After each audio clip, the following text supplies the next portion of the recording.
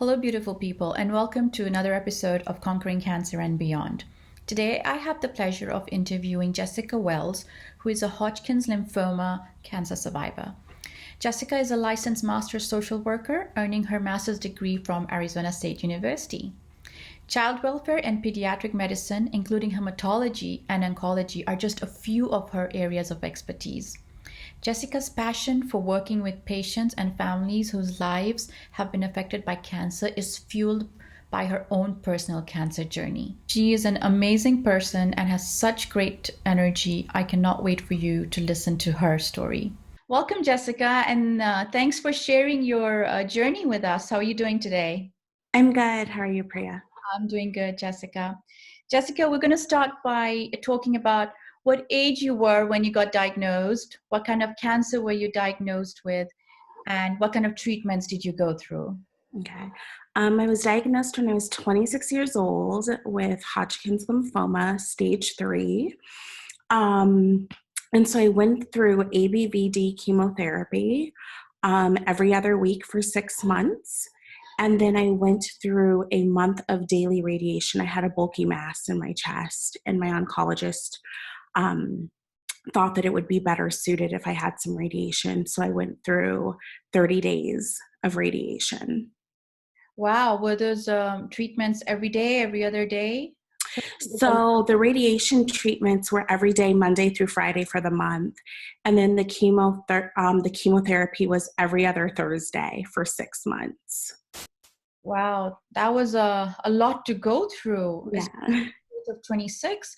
So, what went through your mind when you heard those dreaded words that you have cancer? How did you deal with the situation? Yeah. Well, I mean, sitting in my office, in the doctor's office, I was definitely shocked when he told me.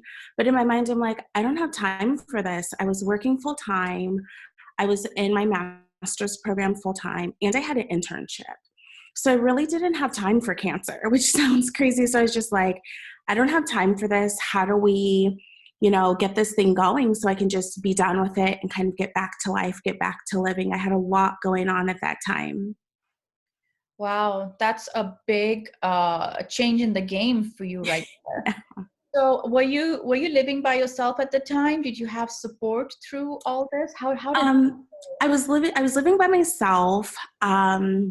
My mom lives down in Sierra Vista, which is about 2.5, 3 hours away. My sister and my nephew lived locally, and I have amazing, amazing family. And then I have an amazing support group. I probably only told a handful of my friends, my good girlfriends, I call them my tribe, and they really rallied around me in addition to my mom and my sister and my nephew to kind of just be there for me emotionally. My mom drove up and was at every doctor's appointment, every chemotherapy session, the whole thing. So I was fully supported throughout the entire process.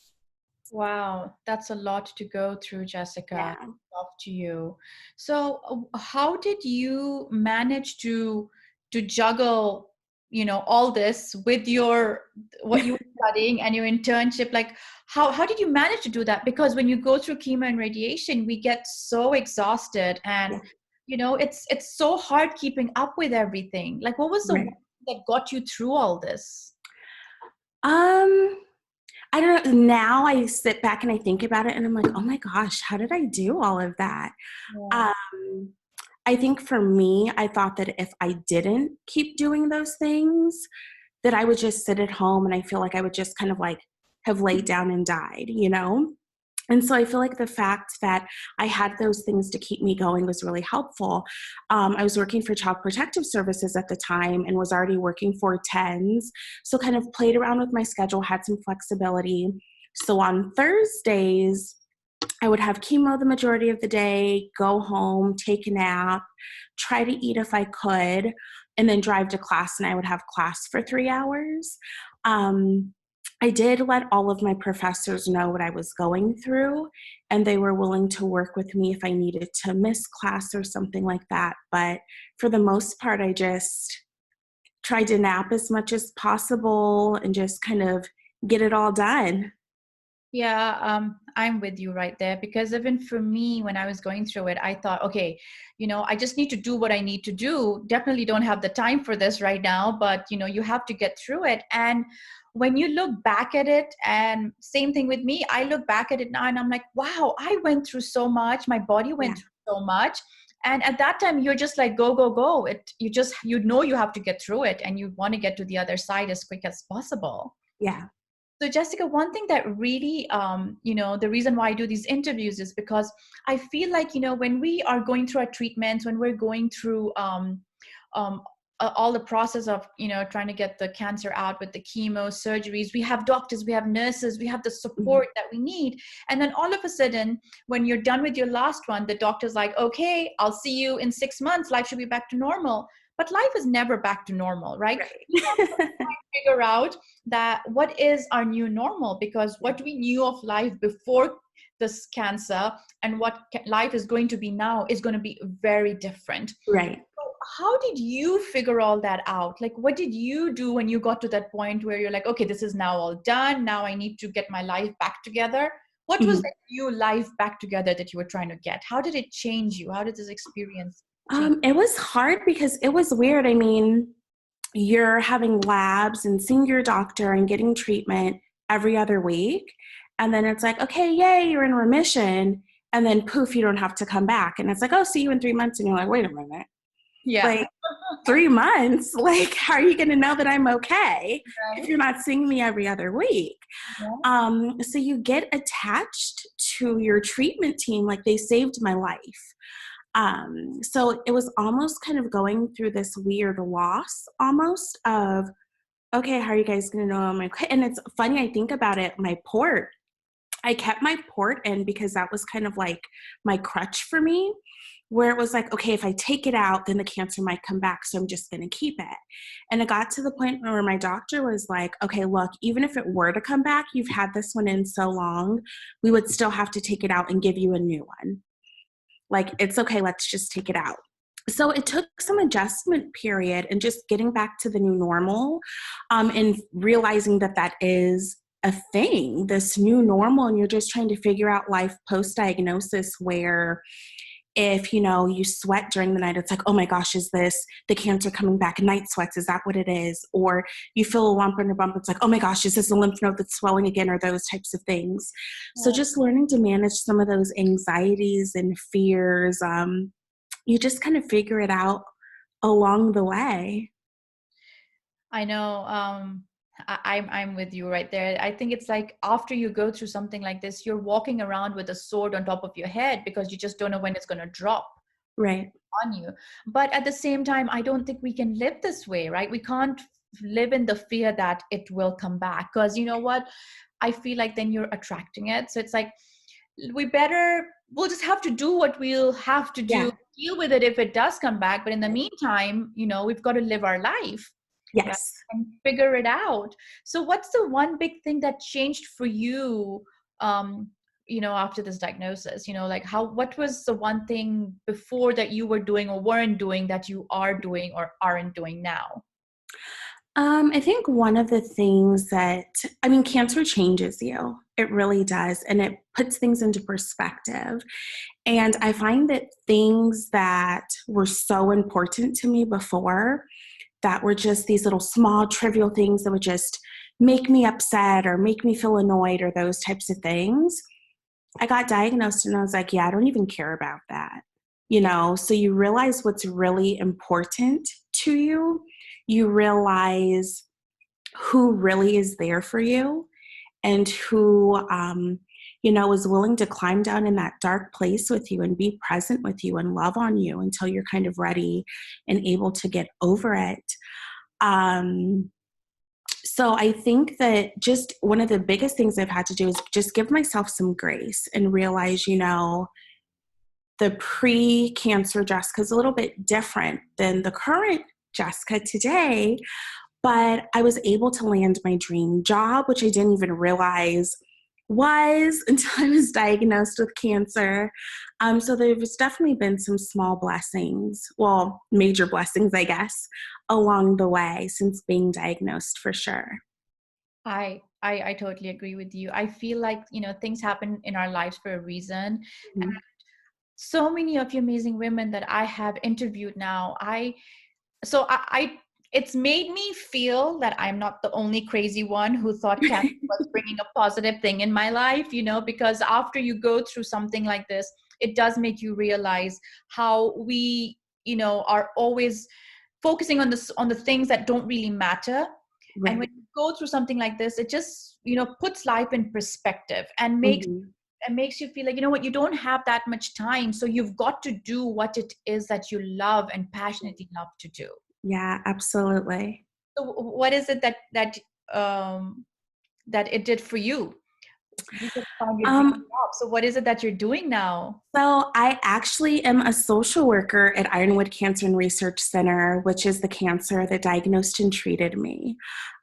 It gives me chills when I talk about it because when I was diagnosed, Ironwood did not have any social workers.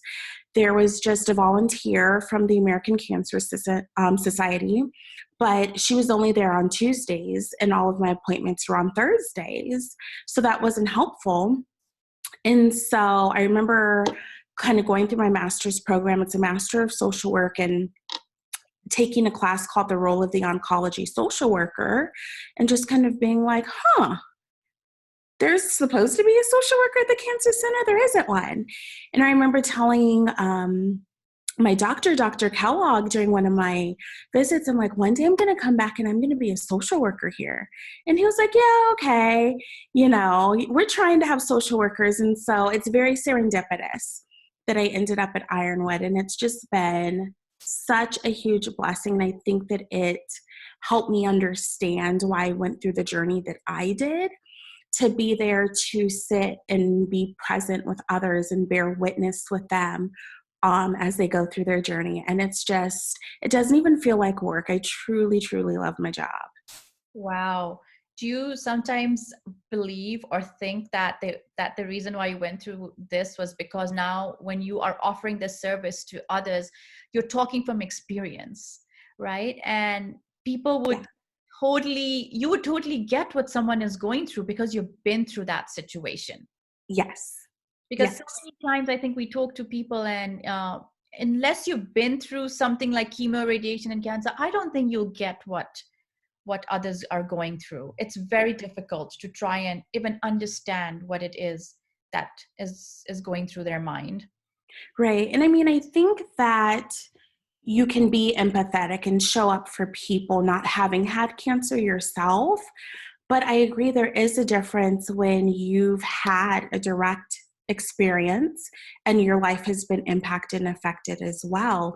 You understand some of those anxieties that manifest. You understand how you can smell something and it triggers something from the day of chemo or those types of things, or just sharing little tips and tricks of, oh, as they flush your port, if you wave an alcohol swab under your nose, it takes away that gross skunky taste in your mouth, and those little types of things. Somebody who hasn't gone through cancer wouldn't be able to offer that to you necessarily. So Yeah, I totally agree with you. I remember even now when I walk into my oncologist's office, that smell just takes me back to the day when I used to go there for chemo. And I'm like, wow, I try so hard. I love going there, love seeing everybody, but that smell just takes me back to the days when I was just, yeah, yeah. oh my gosh, it's crazy how you can relate to so many things, and the anxiety is real. It really